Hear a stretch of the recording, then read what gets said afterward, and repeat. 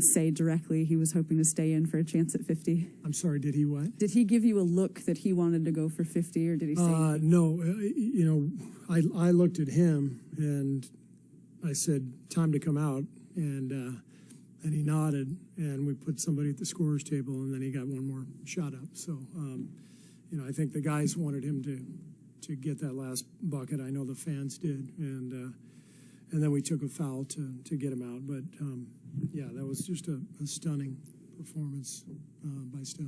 And what does it say that on a night that he went for 50, he also had a team-high 10 assists?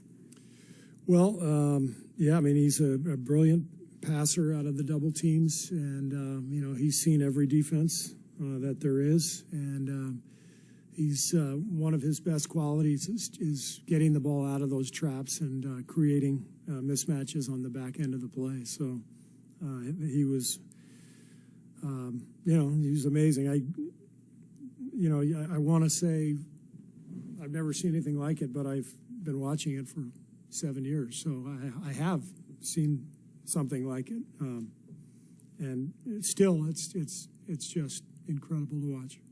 Steve, given the level of competition, I know they've got not a great record, but they're obviously a very good team. Did you see that it kind of tick up in your competitive level? Maybe this was the best performance for your team this season. Yeah, and we needed. I mean, that team came in. They had lost 3 straight. They're talented. They're big and athletic. They can shoot it from a lot of different positions, and so we expected them to come in and play well, and they did. And it really required a great defensive effort in the second half, along with Steph's incredible individual performance. But we needed that performance. We needed to play that well to win, because that's a really talented team. You obviously put GP2 on Trey. How did you think he did? And I'm literally plus 22 again. What did you think of Peyton throughout this game? Yeah, Gary was great. I mean, Trey was spectacular, especially in that first half. He was destroying us, and so we tried a few different things in the second half. But the main thing was that Gary just stayed on him that whole half while he was out there, and just tried to wear him down as best he could.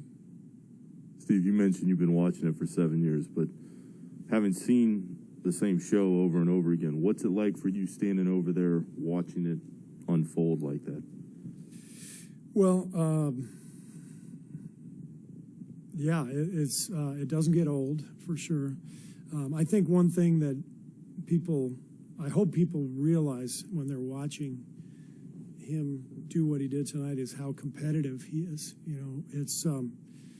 He rises to the occasion over and over again because he loves the challenge. And tonight was a huge challenge, down 15 against a team that is really talented and, as I said, needed a win.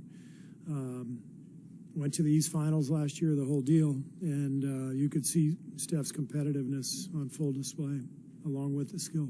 We were kind of waiting to see, top-ranked defense face a tougher offensive test. What went wrong, would you say, defensively in the first half, and what corrections you got? Trey picked us apart. We tried a few different things. We blitzed him a little bit. We tried to get the ball out of his hands, but they're a talented team. They've got 2 lob threats with Capella and Collins, and then they've got 3-point shooting everywhere. So I thought we just did a better job on Trey in the second half of just giving him some different looks and trying to wear him down with Gary and Andre and obviously with Steph going the way he was offensively, it put a lot of pressure on them to keep up, and so holding them to 48 in the second half felt like a huge success. You're 9-1 now, and certainly have begun to being mentioned as maybe a top Western Conference team, maybe a top NBA team. Do you think you are? Do you think you've proven anything like that? And do you think your guys like being back in that conversation? That's the main thing. I don't worry too much about where anybody ranks us or where I think we are compared to the rest of the league. The main thing is we're in the fight again. It's been a couple of years. I think we kind of climbed back in it at the end of last season, which has carried over to this year. I think we needed those last 20 games last season to remind ourselves that we can be good again, because it was a long, almost 2-year slog. So to climb out of that and to start fast this year, it's been a good reminder that we're still pretty good, and I think the guys are having a great time. Were the Kuminga first half minutes scripted? Did you want to get him in the rotation tonight? Yeah. With Otto out, it felt like a good night to get Jonathan out there. And you guys know how I am. I never want anybody to fester on the bench for too long. So everybody's got to stay ready. And I thought Jonathan looked good out there. He belongs. That's for sure. I mean, he is athletic and powerful, and he just needs the reps, but it was fun to see him out there when the game mattered. Are you going to want to try to fit him in at times? I know it's going to be a challenge if everyone's healthy. Yeah, it's a challenge if everyone's healthy, but it's a good problem to have. A lot of talent, and the good thing is we've got a really balanced team in terms of veterans, young guys, players who have had to scrap and claw to get to this point. And there's a really good vibe with our team, and I think everybody kind of knows that this is something special to be part of this group. And so everyone kind of keeps each other in line and keeps everyone excited and moving forward all the time. Steve, you said the other day that Steph was feeling a little bit under the weather, and obviously these last few games have been subpar by his standards. Is there a sense when that happens that, okay, it's a matter of time? I mean, what's the sense when you see him go through a stretch like he has the past week? There's no sense at all. I mean, he's helping us win games, and, it doesn't matter what the stats are. He's, every year is the same thing. At the end of the year, he's going to average 28, 30 points, whatever it is. He's going to shoot, his percentage. And, this game is it's no different than baseball. You go a few games without getting many hits, and then all of a sudden you get hot. But it's really the big picture, kind of the full 82. And the thing with Steph, as we all know, he draws so much attention that even when he's not at his best shooting the ball, he's creating offense for us. I take it his shoulder was okay based on the production, but can you tell us a little bit about what happened there and kind of any prognosis? He said his shoulder went numb. I guess it was a stinger or something, but he was fine after that. This was obviously Steph's night, but Andre also reached 1,200 career games. Just what do you think of that milestone and what he's meant to you guys? Yeah, I didn't know that.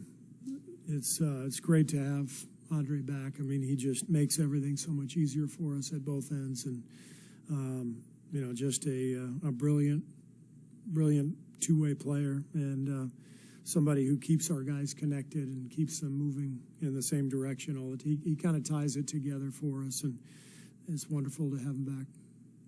Steve, along the line, you were mentioning how not everybody realizes how competitive Steph is. And I mean, the work he puts in behind the scenes, even in the training room and in practice, I mean, how much does it take out of him every single day at this stage of his career to be able to come out and do that? I don't look at it that way, Janie, because he loves it so much. So it's not like it's taking something out of him.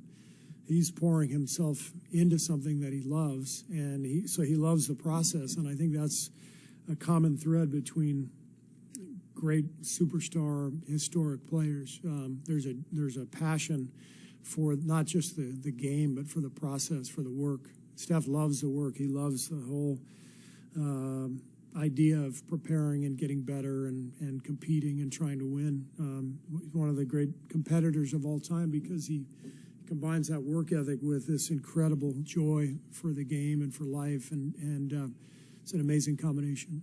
But is there more that he has to do, with his body at this stage of his career? Sure. And that's Sure. kind of what I'm getting at, Yeah, the training room, and just to be able to go out there and give you that performance every night. Yeah, I think he's in the best shape of his life. The last few years, I think he's elevated his strength and his conditioning, and he's a machine out there. He doesn't get tired. You know, it's he's going full bore at both ends, and it's amazing to watch him.